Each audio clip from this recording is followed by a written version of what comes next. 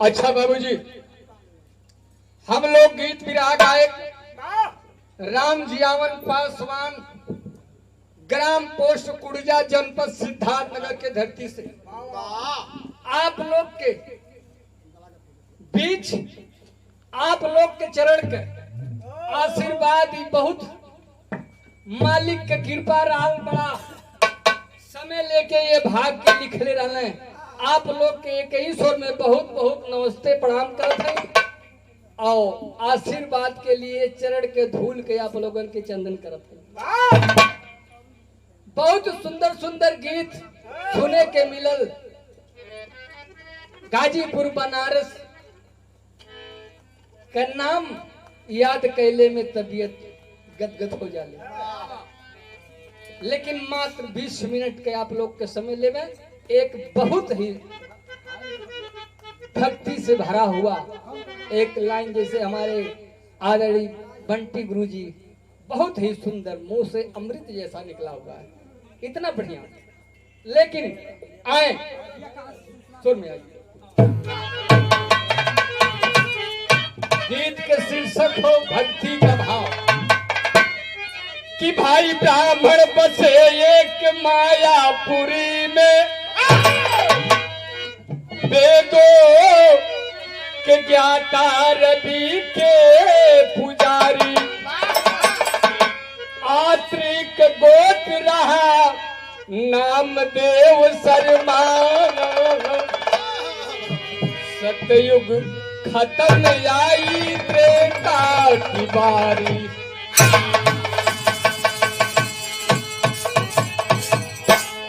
बीता उम्र करते सुत का प्रतीक्षा, चौथे पन में एक जननी कुमारी, नाम गुणवती रखे गुण में थी आगर, रति के समान सुंदरी छवि न्यारी।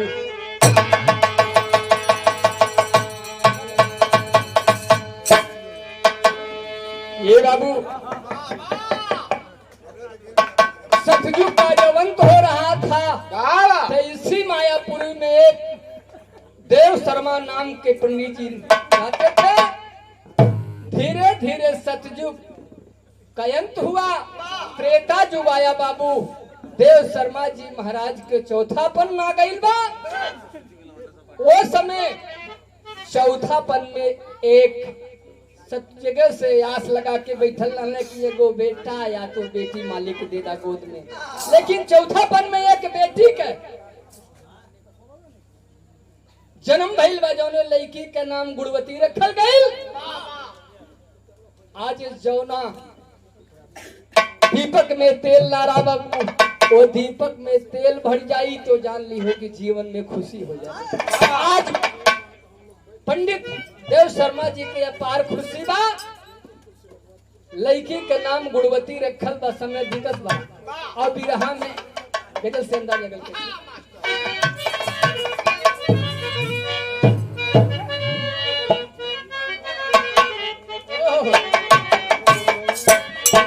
वह संगीत बा कि अरे दोस्त तो इस जमाने को प्यार हो गया,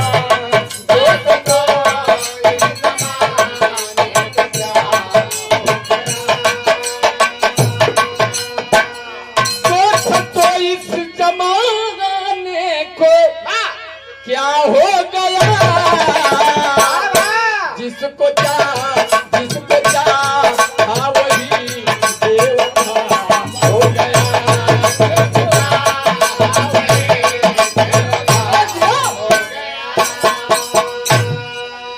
आज के जमाना के ऊपर ही कभी लिखल, लेकिन भाव लिखल गए बिरहा में कैसे।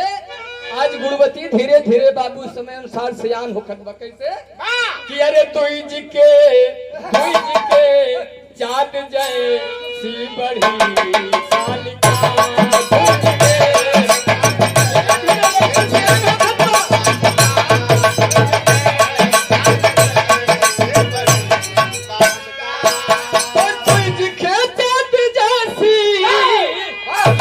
बड़ी बालिका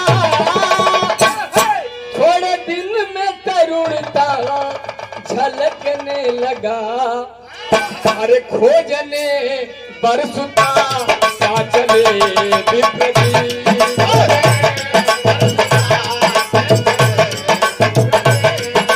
अरे खोजने बरसुता का चले विप्र जी ना मिला तो कले जा धड़कने लगा ना मिला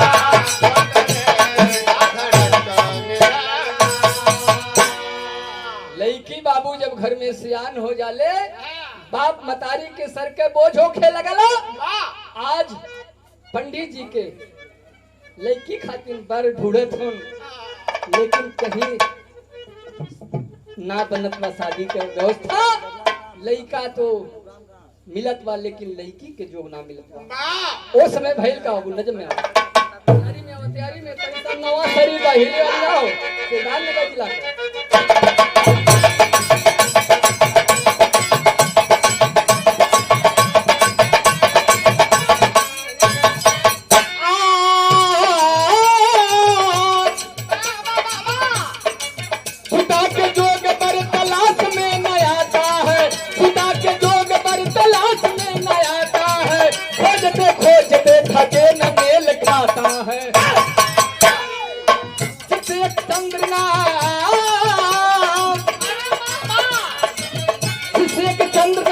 पढ़ाते हैं किसी के चंद्र नाम गुरु जिसे पढ़ाते हैं विचार गुण मिला शादी वही रचाते हैं ए बाबू शिष्य एक चंद्र नाम के देव शर्मा महाराज विद्यालय चलावत रहन वही में शिक्षा दीक्षा खातिर एक चंद्र नाम के लड़का बाबू वही विद्यालय में रहल चारों तरफ पंडित देव शर्मा जी घूम अला ना मिलल शादी के व्यवस्था ना बनल तो वही चंद्र नाम शिष्य अपने लड़की के शादी कही दहलन और शादी जब हो गई बाबू तो बड़ा सुख और शांति से समय बीतत गीत लग गए एक लाइन कैसे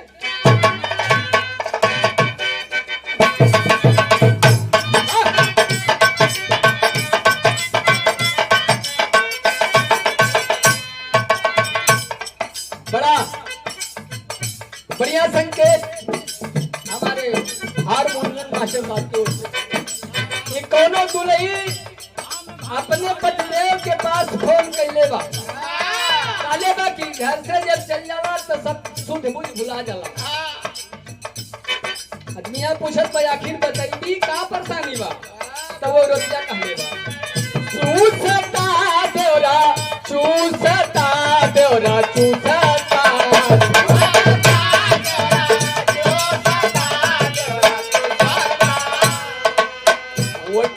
के ललिया खमार देवरा चूसाता तमाम मार्केट में ये गीत आइल आप लोग सुनल गए लेकिन कभी भाव लिखले हो अरे भावेला हो भावेला बड़ा मन भावेला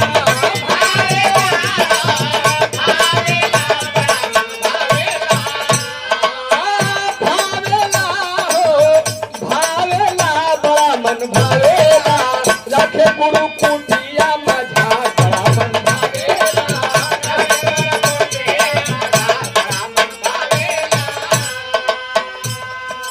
पंडित जी कहले बेटा अपनो घर के देखभाल करा जैसे अपने बाबूजी के देखभाल करत हुआ तैसे हमरो तू ही बेटा हुआ तू ही दामाद हुआ हमरो देखभाल तू ही के करेगा प्रेम भाव भगती में दीनावा कटा चुका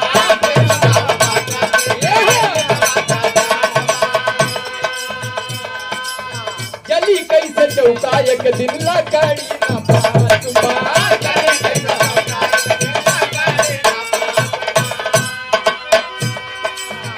पावेला हो पावेला बड़ा सुख पावेला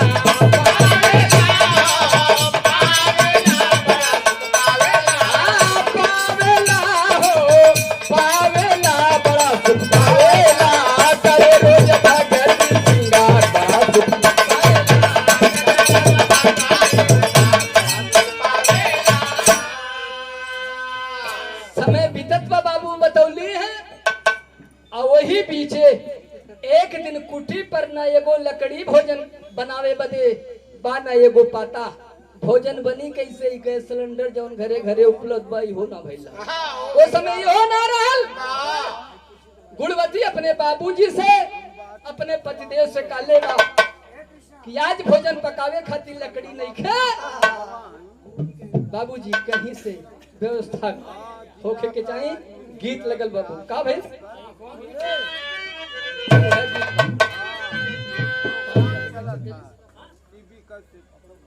उहे काले कि अरे कुटी रसोई कैसे होई गुणवती बतौले बा अरे ई के कि कुटी रसोई कैसे होई बोली प्यार बचनिया हो घरवा लकड़ी नाई कैसे होई भोजनिया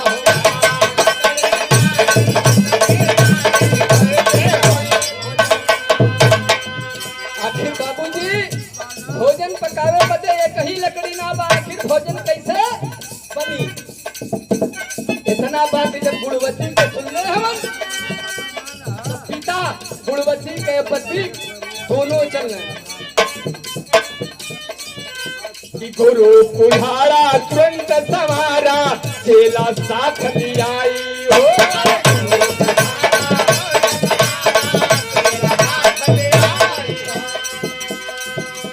गए हिमालय लकड़ी लेने दानो गया भेजाई हो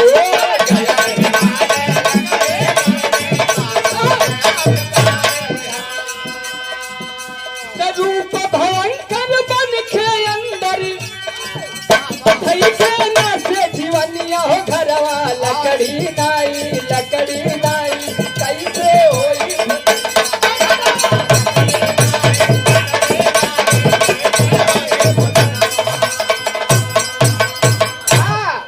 घरवा लकड़ी नाई कैसे होई भोजनिया। ए भैया जंगल के तरफ कुल्हाड़ी लेके लकड़ी के व्यवस्था बजे दोनों ससुर दमाद निकलन और वो जंगलवा में बाबू हिमालय पर पहुंच गए। और जब हिमालय पर पहुंचल हो वही हिमालय के पेड़ पर एक बहुत बड़ा राक्षस था। दोनों जनी के बाबू देखले बा ठठा के हाथन बा आज पेट भर जाई। पेड़ से कूदल बा बाबू दोनों के मूड़ी के ऐट के कजेला करेजा के चबा के खा गई बा। गुणवती इंतजार कर रही है कि मेरे पति जी नहीं आए मेरे पिता नहीं आए क्या बात है क्या कारण है। बाबू शाम हो गई किसी के द्वारा यह सूचना मिलती है कि तुम्हारा न पति दुनिया में है और न पिता है। ओ समय गुणवती के बाबू ऊपर पहाड़ टूटल बटेरी में प्रमाण ले कैसे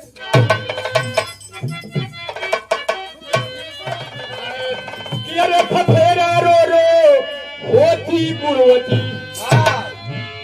आज हमन के खाली सुनले राली देखले ना रहे यही के बुल्लू गुरु जी गावे कि अरे मोरे राम फफेरा रो होती गुणवती कि अरे फफेरा रो होती गुणवती भौरा चमन कली का तज के उड़ा बसेरा। एक लाइन बुल्लू गुरु जी और कहे कि जिया मत जहां सुन हमारी गुजरिया अब ही तो गोरी गोरी काची रे उमरिया भौरा चमन कली का तज के उड़ा बसेरा।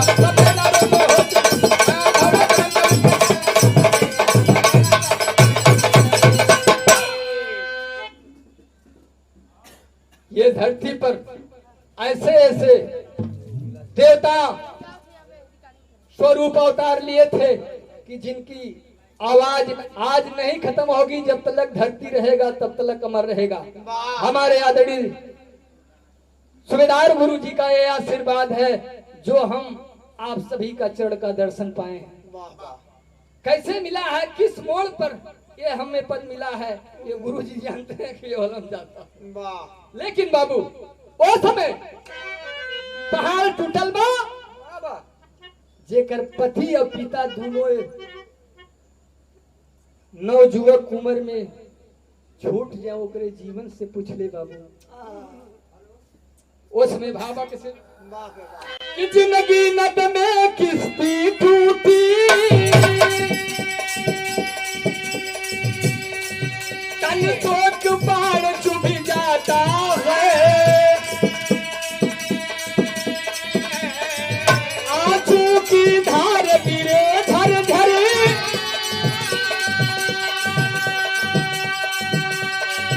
ना धीर जिगर में आता है, तब गाँव गढ़ी की माताएं बिटिया को धीर बधाती है,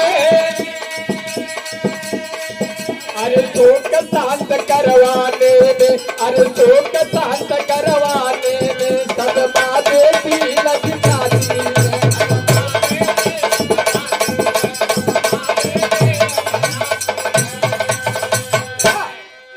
बाबू बरही तरही सब कुछ लड़की अपने पति और अपने पिता का आगे तक दे देती है, तेरे ही कर देती है।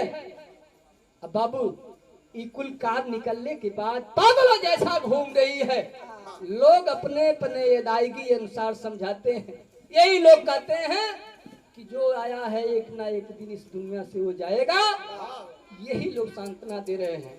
लेकिन कैसे देते हम गीत लगेगा कि पिया गई सऊदी कैसे कांवर उठाई बड़े भौजी,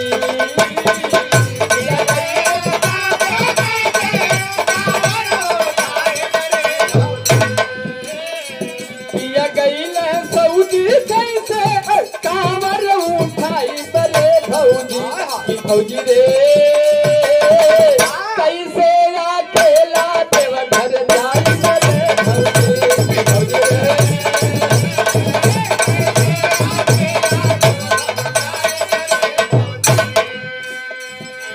यहो गीत विरह में गौले के कोनो जरूरत ना बा, लेकिन अगर ना गावल जाए तो रिकॉर्ड हो पर कुछ लोग सोचिए कि बड़ा गुर्बत तो यार हाले के धुन करना वाला।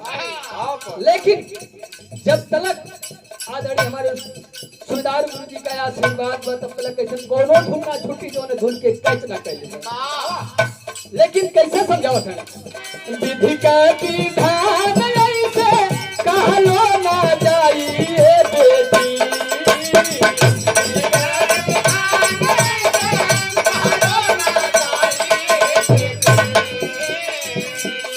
ए बेटी ये विधि का विधान अटल हो कबोई केहू के मिटले ना मिटाला।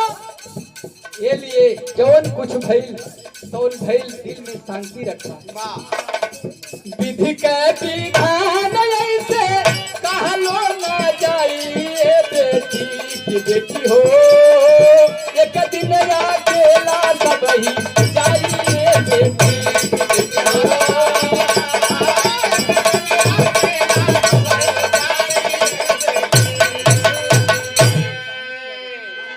एक ना एक दिन बेटी सब यहाँ से चला जाएगा। तरह तरह के लोग समझावत हों तब तक कुछ पुरनिया माई लोग पहुंचली वो अपने ही अदायगी से अलग समझावत हों कि अरे नवमी लागल बाचाला रामदार दार में,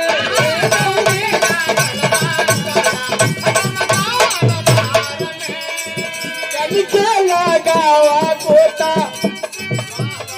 नवमी के बहुत बड़ा अयोध्या में पर्व लगेला बाबू। यहाँ तक बतावा चला कि संसार के सब तीर्थ वहाँ अयोध्या में वहाँ जाके सारजू मैया के स्नान करिए दर्शन करिए। यदि हम लोग चैत्र राम नवमी न चेर पर निकल जाएगा।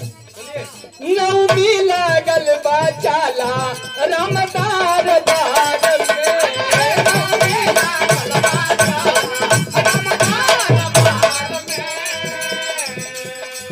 चल के लगावा गोता, चल के लगावा गोता सरजू के धार में,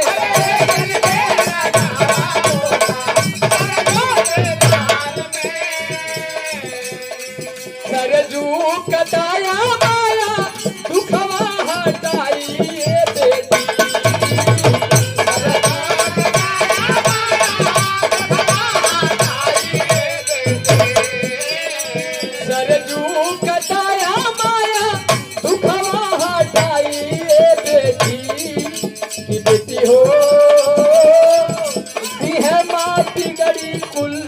बनाइए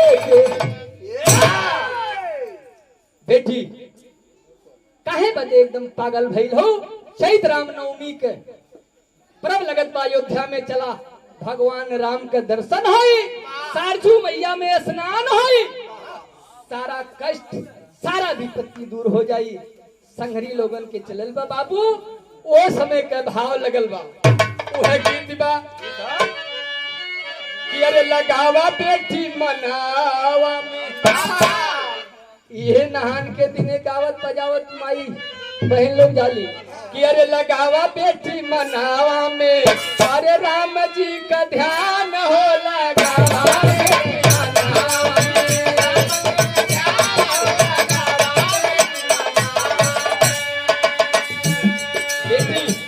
चला सरजू में स्नान कर जाए, गंगा मैया के दर्शन पहुंच जाए।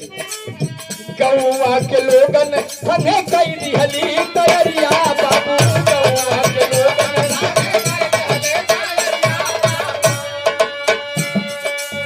बस जाके खड़ा हो गई, तमाम गांव के लोग उस बस पर बैठे लगल और गौवा के लोगन संगे कई दिहली तैयारिया बाबू, पर तन बिछौना मथवा धैली हली मोटरिया बाबू, पर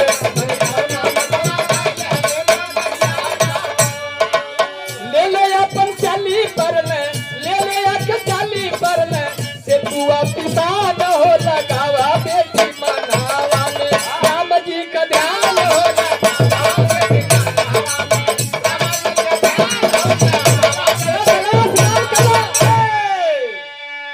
बाबूजी गावत बजावत अयोध्या में पहुंचल हन।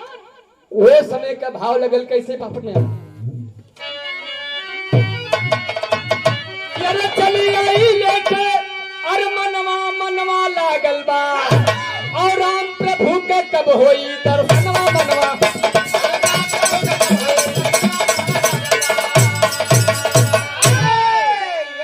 अयोध्या में पहुंचल बा, वो मंदिर में जौन मूर्ति रखल बा, मूर्ति के नजर उठा के ताकत बा गुणवती, पत्थर की मूर्ति पर विश्वास ना करत बा। आखिर लोग बतौले हैं कि अयोध्या में भगवान राम का दर्शन है, पत्थर की मूर्ति न बोलत बा न डोलत बा। एक मंदिर में, दो मंदिर में, चार मंदिर में, कईयों मंदिर में घूम रही है कि मंदिर मंदिर ढूंढ रही और मूर्ति की छवि निहारी हो, और सीतापति का बात कहा बदला में एक पुजारी हो। अरे सरजू तट पर मिली है रामचरणवा मनवा लागल बा, और चले जाओ पूरा होई है यार मनवा लागल।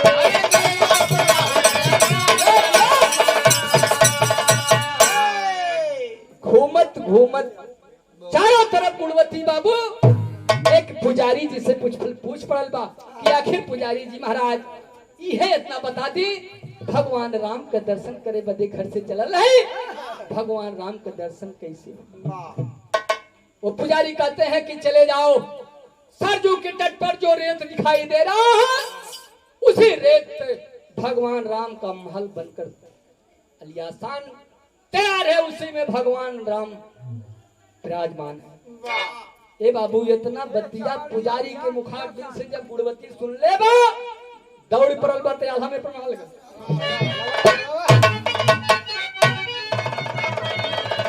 आए राम कि लेके अभिलाषा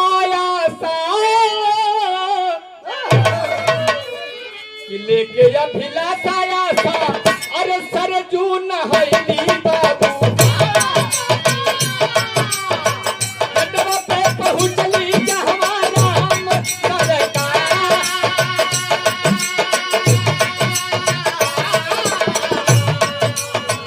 भैया जवान से रजिया लगवली बाबू चाहिए तरह से कहवा राम सरकार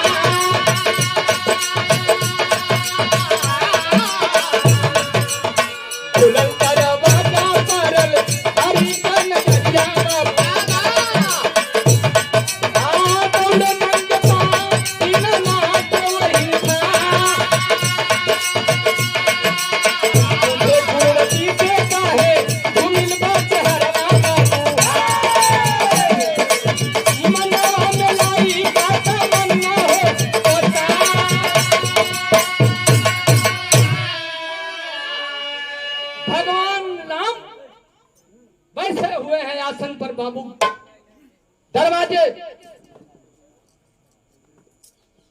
ये हमारे आदरणीय गुरु जी के सुपुत्र जी कृष्णा यादव जी के तरफ से ये तमाम रुपयों से पुरस्कार किया गया। गुरु जी के चरणों में प्रथम नमन बा, वंदन बा, और अपने जीवन में सदा सदा के लिए प्रणाम बा। जब तक जीवन बा तब तक गुरु जी के हृदय से याद करने की जरूरत है। यही में मेरा जीवन धन हो जाएगा। और कृष्णा छोटे भाई को माँ सरस्वती सदगुरु भगवान से प्रार्थना करूंगा कि सदा हमारा भाई नाम जैसे हमारे गुरु जी ऊंचा किए हुए हैं ऐसे ही आप भी ऊंचा करें। सदा सदा के लिए सदगुरु भगवान का कृपा बना रहे। ए बाबू ये हर गुणवती पूछा देखी कह रहा बा, तब तक भगवान राम के कनवा में ये अजवा पहुंचल बा। भगवान राम दौड़ करके बाबू आ जाते हैं गेट पर और गुणवती धधा कर चरणों में गिर जाती है। भगवान राम पूछने लगते हैं कि आखिर गुणवती है बताओ तुम्हें क्या चाहिए, क्या आशीर्वाद चाहिए। गुणवती कहले बा कि हे प्रभु एक भक्त और भगवान से बतावे ये कहाँ का नियम। प्रभु आप घट घट के वासी हैं, हर कड़कड़ के हाल को जानने वाले हैं, आपसे क्या छिपा हुआ है। प्रभु यदि मुझसे पूछना ही चाहते हैं तो जैसे हजारों हजारों रानियां आपके पास हैं उसी में से प्रभु हमको भी रख लीजिए सेवा बदे। भगवान राम कहते हैं कि नहीं गुणवती, इस युग में मैं एक पत्नी पर तो चलो यदि तुम्हारा प्रेम है, श्रद्धा है तो चलो त्रेता के बाद द्वापर युग आएगा और मैं कृष्ण रूप से अवतार लूंगा। उस समय हमारे पास 1600 कुछ पटरानियां रहेंगी, उसी में से एक सत्यभामा नाम से तुम भी पुकारी जाओगी।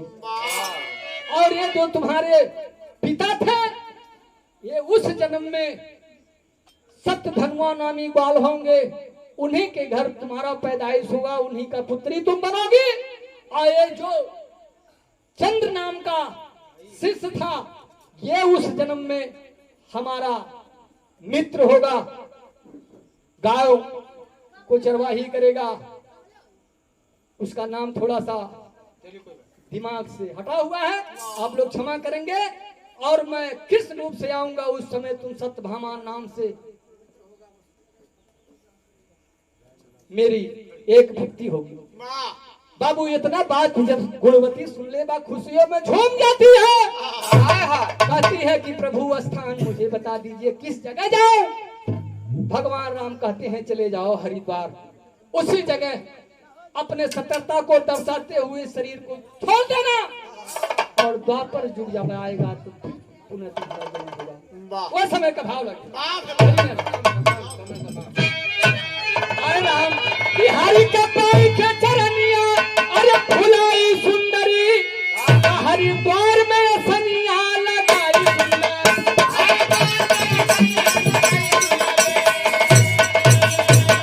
लागी लगन अब कब हुई है मिलनिया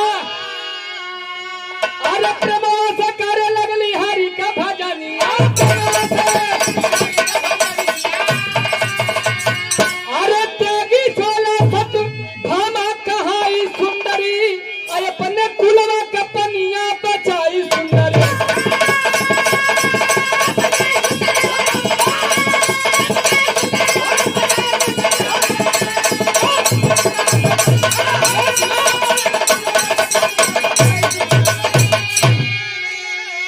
वही बाबू खत्म हुई विरहा की दस्तान आखिरी में कहना बजेगी आशीर्वाद देखे ही विरहा के मंच पर पहुंचोले बा गुरु बिहारी गुरुपत्तू हरि से नेह लगा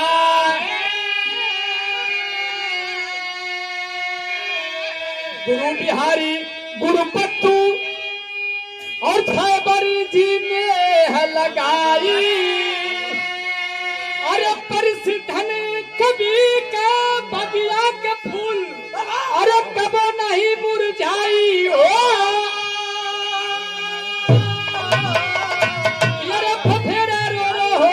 कुलवती, अरे फफेरा रो रो होती कुलवती, लिखे लाल जी चौधरी राम जी आवन के मन भाई।